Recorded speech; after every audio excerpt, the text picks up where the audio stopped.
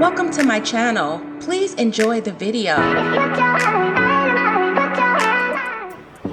R. Kelly's federal trial starts in Chicago August 1st after the judge denies his requested delay. And in fact, T-Sippers, that federal judge has denied that request to delay the R&B singer R. Kelly's upcoming sexual abuse trial in Chicago. The U.S. District Court Judge Harry Leninberg rejected a motion from R. Kelly's attorney Jennifer Bojin. She was seeking to delay that scheduled August 1st trial, and this was his trial of that Chicago trial, and she was seeking 90 days as she continued to work through what she described as hundreds and thousands of pages of additional evidence, materials that is, in the case. Is it too much to ask, Bojin said? I mean, there's so much at stake. It's unfortunate I didn't come into the case earlier. I would have been ready by August the 1st, but I can only do what I can do. More than 200 participants joined the public teleconference Tuesday morning, and that devolved into a yelling match between several people after Leninberg denied Bojingles' motion. And I apologize, T-Sippers, for calling Mrs. Bojingles because she sure is a fucking character at this point. Because she goes on to tell the judge that 90 days she continued working through what she described as hundreds of thousands of pages of additional evidence, and that was material to the case. Now, as we know, T-Sippers, on a wide world spectrum, R. Kelly just had a very, very intense trial in New York. And this lawyer was very aware of this, so she had plenty of time to do what she needed to do in Chicago. But this just shows you guys what I said in my community post. That everyone representing R. Kelly, or soon to be representing R. Kelly in these federal trials, knew that he was a guilty party all along. Well, it seems, guys, in this ghetto-ass Chicago hearing that it was repeatedly interrupted by listeners, many of whom sounded supportive of the superstar singer. Oh my God, seriously? They can't wait 3 more months? One person asked after the judge ruling. All y'all are goofy as fuck. Another one shouted repeatedly. And this is why R. Kelly is going the fuck down. Kelly was initially charged in a 13-count indictment in 2019, and that alleged that he sexually abused 5 separate minors and recorded some of those acts on multiple videos. And if you guys don't recall, remember the 2 former employees of the singer's music business? Daryl McDavid and Milton Brown. They were also charged in the case along with R. Kelly for allegedly conspiring to conceal the evidence to obstruct law enforcement during the investigation that preceded in R. Kelly's 2008 child pornography trial in Cook County, with Sparkle's niece, of course. Now, as we know, T-Sippers, R. Kelly was acquitted in that case, and we know why he was acquitted in that case.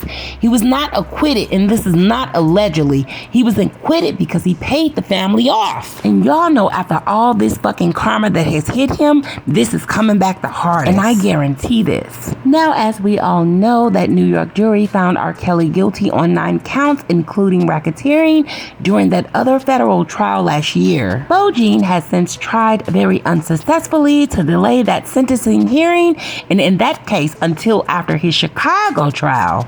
Federal prosecutors objected to delay in the Chicago case Tuesday, as did David McDavid's attorney, Beulah Brindley. And at this point in time, Mr. McDavid deserves to stay in trial court. He says during the hearing, "We've asked to go to trial. We are ready to go to trial." And like I told you guys last year, David McDaniel and Mr. Brown are going to turn on Robert Sylvester Kelly.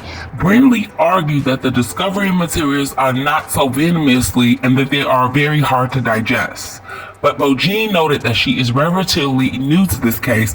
Kelly previously dismissed his Chicago-based attorneys and a second legal team that representing him during his New York trial, and has been working to catch up on a case that involves all of these allegations spanning nearly 2 decades. And the counsel had hoped that she would be ready for this trial beginning on August 1st of 2022. But the case is far more complex than she anticipated, says Brindley. Bojin wrote in her motion, "The discovery is extensive and undersigned to counsel and cannot be forced to trial without having the opportunity to review the material in depth and appropriately investigate the case," which is full of bullshit, because how was the FBI able to bring any fucking indictments against Robert Sylvester Kelly in the first place without any evidence? And Parker, I so agree with you on your analysis and your opinion on this whole situation. Guys, I'd like to welcome and thank you for listening to Parker. he is a new feature on this channel. He's given his opinion as well as looking at the facts and delves deeper into these cases and these stories about celebrity news. Thank you, sweetie. I would point out that she said Tuesday that it's her client who's looking down the barrel of a life sentence, not Mr. McDavid. R. Kelly is going to take the rap for everything that he's done, and that they even acknowledge what he's done, they would not do a single day in jail. However, their ass has been sitting just as long as he has. And once again, on behalf of the Sweet Tea TV YouTube channel, I would like you guys to know that Sparkle, once R. Kelly's protege, may testify against him again in this 2022 trial about her niece. Now let me tip y'all off real fast. After nearly a decade of silence, the musician Sparkle and her family were finally talking again. Everyone welcomed her at her parents' place for church on Sundays, at birthday parties for her nieces and her nephews. Then in October, that door snapped shut again. A preview for the documentary Surviving R. Kelly had dropped, and Sparkle was in it, telling the world that she thought Robert Kelly had done this to her niece, and in fact saw her on the video tape in the first place. Thank you, Parker, for dropping that tea. And on the fact of the contrary, one of her sisters even texted her to say that she heard that Sparkle was on TV, some type of TV show talking about Rob, talking about the family. She told Sparkle to leave them alone. Sparkle, a singer, was once R. Kelly's protege. He produced their first album back in the late 1990s. And in fact, that album actually went gold. But in 2002, he was arrested on child pornography, and that video stemmed back, and it showed a man having sex and actually urinating on a teenager. Sparkle stood up and testified at that trial in 2008. That man in the video was Mr. Kelly himself, and that girl was her 14-year-old niece. Yes, sweetie, you are correct. Her testimony silenced her family into factions, relegating her to years of exile, and it may have stifled her career. Today, Sparkle is arguably more well known for her public stand against him than she is for her music. And Mr. Kelly faces new charges of sexual abuse. Prosecutors have told her she may be called to testify against his ass again. Sparkle stated, "I hope they don't need me," she said, "but I have to. I have to see this thing through." Sparkle, whose real name is Stephanie Edwards, was born on the west side of Chicago. She was the youngest of 6 children. She described her current age as somewhere between birth and death.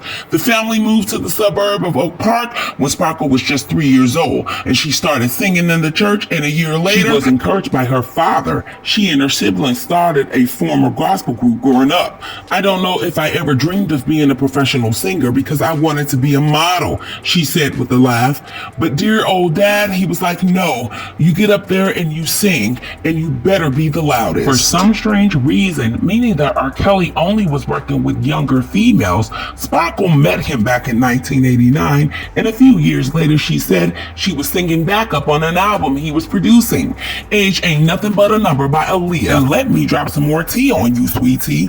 That album title would soon take a sinister cast. The year the record was recorded and was released, the 27-year-old Mr. Kelly reportedly married Aaliyah. She was only 15 years old, and that marriage was later annulled. And due to strange circumstances, in my opinion, sweetie, Aaliyah died in a mysterious plane crash back in 2001. However, once again, thank you, Parker. However, Mr. Kelly's lawyer declined to comment. Sparkle said that at that time with Aaliyah, she thought that that talk of marriage was actually a publicity stunt. How could anything happen like that when Aaliyah's parents and her uncle, who was R. Kelly's manager, was always around? Still, she continued working with him? Guys, y'all need to check my old videos out. All of the tea is right there for you to listen to and digest. So in the closing of this video, the feds are asking for a New York judge to sentence R. Kelly to more than 25 years in prison. And as they posted on my community post, R. Kelly's representatives in this case in the New York trial asked that the judge give him the maximum of 10 years. And like I told you guys, with no prejudice, R. Kelly never had a leg to stand on. He never had any defense. Why would R. Kelly's legal counsel come out and say that he was railroaded, but at the very same same time turn around and say that he should be sentenced to the maximum of only 10 years in prison. Like I stated to you guys before, and I wasn't even in the courtroom, R. Kelly never had any legal defense actually clearing him of these allegations. And once again, guys, there was no railroading here. So I am praying as time has passed and Sparkle's niece actually grown into a young woman and has a child of her own. She's a mother now, so she understands that she needs to protect her own child, in which when she was a child, she was never protected. Hopefully her mind and her heart has changed, and her mind is in a different perspective, and she can see all of the things that's been going on with Robert Sylvester Kelly and acknowledges that she was never his only victim. And she does the right thing and steps up, testifies, and tells the truth this time. And this is all that we can hope for. Parker, do you have any more messages to share with my audience? If you do, the floor is yours. Guys, I'll catch you on the next video. Parker, you got the mic, bro. Thank you, sweetie. In my opinion, R. Kelly deserves to do a life sentence in jail. He allegedly lured young girls and boys into his orbit. Feds want R. Kelly to serve at least the excess of 25 years in prison, and I agree. He needs to do 25 years to life, and that's just only for the New York trial. However, what's to come in Chicago is only for us to evaluate and actually digest that and ingest it ourselves. I actually believe he needs to get a 50-year sentence both ways. Guys, thanks for watching her channel, and please catch us on the next video. I am Parker, and thank you for watching Sweet Tea TV YouTube channel. Until the next video, tea sippers, we will catch y'all on the next video. Peace.